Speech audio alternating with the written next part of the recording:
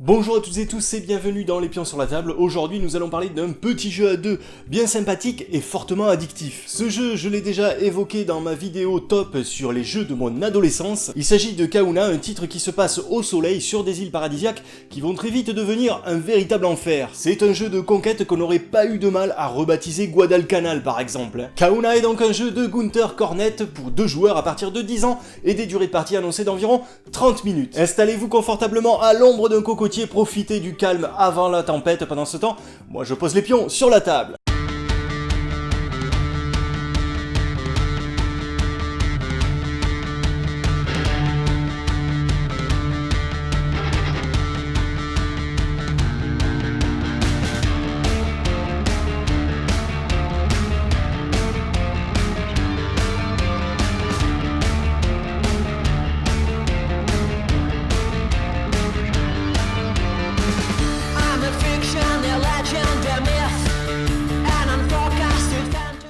Alors voilà, Kauna est un jeu à deux avec un petit plateau, magnifique avec cette mer bleutée et ces îles paradisiaques à la végétation luxuriante. Là on a vraiment l'impression qu'on est déjà en train de bronzer sur une plage au soleil. Mais je l'ai dit, le calme ne va pas durer, puisque ce formidable archipel va bientôt être le théâtre de la lutte entre 2 clans locaux. Pour faire très simple, le clan noir à la main blanche et le clan blanc à la main noire. Voilà, les tours de jeu sont extrêmement simples. Alors j'ai vu sur la chaîne du passe-temps qu'il fallait jamais dire ça, que les règles étaient extrêmement simples, parce que après, ceux qui ne les comprenaient pas se dévaloriser. Moi c'est vrai que je le dis tout le temps, mais bon là, en particulier sur Kauna, c'est vrai que c'est hyper simple. Donc désolé si vous comprenez pas les règles, dites-vous qu'en fait c'est moi qui explique mal. Voilà, on va dire ça. Donc à notre tour de jeu, on va pouvoir jouer 0 à 5 cartes de sa main. 0 à 5 tout simplement parce qu'on peut décider de passer son tour et qu'on peut avoir maximum 5 cartes à main. Donc admettons que là, je ne passe pas mon tour, eh bien je vais jouer une carte. Cette carte représente l'île d'Aloa, et donc à chaque fois que je joue une carte depuis ma main, eh bien je pose un pont sur l'île mentionnée sur la carte. Donc simplement, comme j'ai joué à Aloa, eh bien je pose l'un de mes petits ponts noirs sur l'un des emplacements disponibles pour construire un pont autour de cette île. Donc là, je pourrais très bien décider de continuer à jouer des cartes de ma main, mais admettons que là, je considère que j'en ai plus que 2 dans ma main, donc je vais être un petit peu économe. Et donc, le tour d'un joueur se finit en piochant une carte. Donc j'ai le choix entre les 3 cartes ici face visible ou la carte du dessus de la pioche. Donc dans les cartes ici face visible, il y en a une qui m'intéresse, par exemple c'est Douda. Pourquoi ? Parce qu'elle est située à côté de l'île d'Aloa et c'est là que j'ai commencé ma partie, donc j'ai bien envie de me renforcer de ce côté-là de l'archipel. Une fois que j'ai pris ma carte, eh bien je la remplace de manière à ce que le joueur suivant dispose d'autant de choix que moi. Le joueur suivant donc lui va par exemple décider de jouer qu'une seule carte lui aussi. Admettons qu'il joue Coco, voilà, il pose un petit pont blanc entre Coco et une autre île. Il pioche une carte, enfin bref, vous avez compris. Avançons un petit peu dans la partie pour vous montrer un petit peu comment va se dérouler le jeu. Admettons qu'au fil des tours je joue ma carte ailée.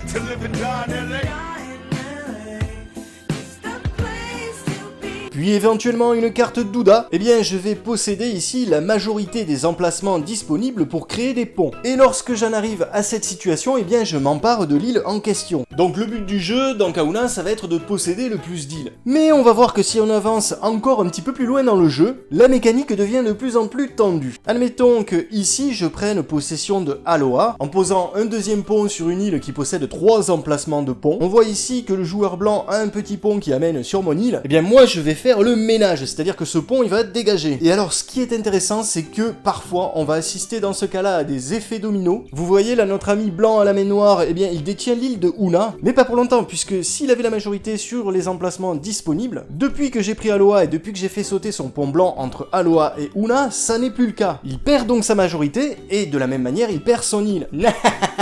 Et là vous commencez à comprendre pourquoi Kauna est génial et tendu. Je rappelle qu'on peut jouer plusieurs cartes à son tour de jeu, donc on peut enchaîner comme ça plusieurs coups sournois et donc les événements peuvent s'enchaîner très vite. D'autant plus que au lieu de jouer une carte pour poser un pont, je peux aussi par exemple décider de jouer 2 cartes, et quand je joue comme ça 2 cartes en même temps, eh bien je fais sauter un pont sur le plateau de jeu. Alors la condition c'est soit de jouer 2 cartes représentant la même île, et à ce moment là je fais sauter n'importe quel pont situé sur cette île, soit 2 cartes représentant les 2 îles jointées par l'emplacement que l'on vise, par exemple Aloa Bari. Voilà, donc on pose des ponts, on en fait péter, on pioche des cartes. Le jeu se joue en 3 rounds. Un round se termine quand il n'y a plus aucune carte à piocher. À la fin du premier, celui qui possède le plus deal gagne 1 point. À la fin du second round, celui qui possède le plus deal gagne 2 points. Et à la fin du troisième round, le joueur qui possède le plus deal récupère la différence entre son nombre deal et celui de son adversaire. Voilà, on comptabilise les points qu'on a récupérés au round 1, 2 et 3, et celui qui en a le plus a gagné. Vous pouvez également opérer une victoire instantanée si, à un moment donné ou à un autre de la deuxième ou de la troisième manche, un joueur ne possède plus aucun pont sur le plateau de jeu. Voilà, en conclusion, Kahuna est un jeu simple dans une petite boîte qui ne paye pas de mine à première vue, et pourtant, mais quel plaisir de jouer à ce petit jeu de placement conquête à deux. La mécanique de jeu allie un peu de chance et surtout beaucoup de tactique. Les parties se suivent et ne se ressemblent pas, elles sont vraiment très tendues. Ça se chambre, ça s'insulte dans une ambiance guillerette, et en plus c'est facile à transporter. Ce jeu est extrêmement addictif et chaque fin de partie est ponctuée de on s'en refait une petite. Pour moi c'est vraiment un classique, un incontournable. Je vous l'avais dit dans ma vidéo top sur les jeux de mon adolescence, mais c'est un jeu auquel j'ai énormément joué par le passé, et c'est un jeu qu'on sort encore régulièrement avec mon épouse, et je gagne à chaque fois. Le seul point noir qu'on pourrait lui filer éventuellement, c'est que justement on ne peut y jouer qu'à deux. Mais alors j'ai récupéré Kanaloa, voilà, qui est censé résoudre ce problème puisqu'on peut y jouer jusqu'à 4 joueurs, et visiblement dedans il y a des pouvoirs, il y a des choses qui se rajoutent au jeu. Alors ça fait des années que j'ai cette boîte, je l'ai toujours pas essayé, peut-être tout simplement parce que la règle est en allemand, mais voilà, faut savoir qu'il existe. Je vous encourage donc à jouer à Kahuna. En attendant de nous retrouver pour une prochaine vidéo, je vous dis à bientôt, et n'oubliez pas entre temps de mettre les pions sur la table.